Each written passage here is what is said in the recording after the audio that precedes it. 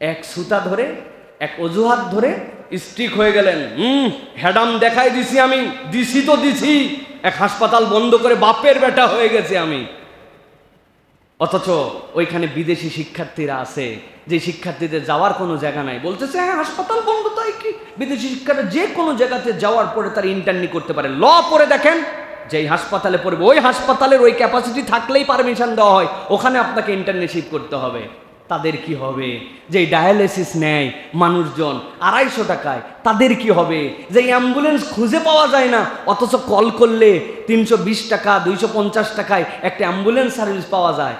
একটা ইনসিডেন্স হয়েছে, তাদের ওই টাকাগুলা তাদেরকে আদায় করে দিয়ে, এরকম যেন না হয়, তাদেরকে একটা নির্দিষ্ট সময় দিয়ে তাদেরকে আপনি করতে পারতেন, তাদের জন্য আপনি সিস্টেম দেখাতে পারতেন, কিন্তু কিছু নাই। এখন হ্যাডাম দেখাই দিছি, একটা দিছি তো দিছি, বাপরে গরম। ওই দিছি তো দিছি দেখলে আমি একবার মনে করছিলাম যে এরকম 5-7টা হাসপাতালের ভিডিও করে আপনাদের কাছে দিব, সরকারি মেডিকেলে। বেশি কিছু নেই, এই যে সামনে সরোয়ার্দী আছে না, যে একদিন যে কোনো একজন প্রস্রাব করে আসেন, সরোয়ার্দী হাসপাতালে যাই, তাহলেই টের পাবেন যে সরোয়ার্দী হাসপাতালে বাথরুমের হালত কি। হ্যাডাম দেখালে হয় না। এই জন্য প্রিয় ভাইরা, মানুষের কল্যাণের চিন্তা থাকতে হয়। রেশারেশি, একপক্ষিক চিন্তা, একদম একটা সিদ্ধান্ত নিছি না নিছি, এরকম কোনো কিছু আমাদের জন্য ভালো কল্যাণ বয়ে আনে না। বরং আমাদেরকে চিন্তার মধ্যে রাখতে হবে, আমার দ্বারা যেন উপকার হয়, আমার দ্বারা যেন মানুষ বেনিফিটেড হয়, আমার দ্বারা যেন কল্যাণকামী হয়। এরকম একটা হাসপাতাল দেন না, যে হাসপাতালটা 30 বছরে এই জায়গায় দাঁড়ালো। একদিনে এটা হয় না, 30 বছরে এই জায়গায় দাঁড়াইছে। এটা এত সোজা বিষয় না, এই ম্যানেজমেন্ট এত সোজা না। যারা হাসপাতাল করেন, যারা স্কুল চালান, তারা জানেন একটু ডিফারেন্ট। এটা হচ্ছে বিরাট বড় একটা ম্যানেজমেন্টের বিষয়।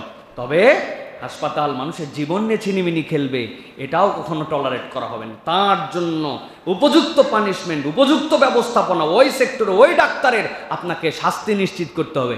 এখন আপনি হাসপাতাল বন্ধ করে দেওয়ার দ্বারা কি হয়েছে জানেন? এরা যে 80 লাখ টাকা করে ঋণ আদায় করে দিতে চাইছিল, এই টাকার খবর কোথায়? ওরা বলবো বন্ধই তো করে দিয়েছেন, পানিশমেন্ট হয়ে গেছে, আবার হুদামিছে 80 লাখ টাকা করে দিব কত?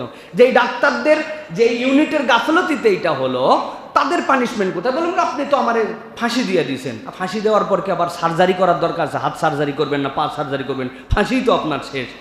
তাহলে জায়গাটায় কোন জায়গায় ধরা খেয়ে গেল? শুধুমাত্র কি রেশারেশি, দেখা দেখি। এই জন্য আমরা বলবো পিএম সহ তাদের আশপাশে যারা সুবুদ্ধি দেওয়ার মানুষ আছেন, তারা এই বিষয়টুকু আবারও অবজারভেশনে নিয়ে এসে এটার জন্য দ্রুত একটা সুরাহা হয়। আর আল্লাহ যেন আমাদের প্রত্যেককে যার যার ক্ষেত্র থেকে কল্যাণকর কাজ করার তৌফিক দান করেন।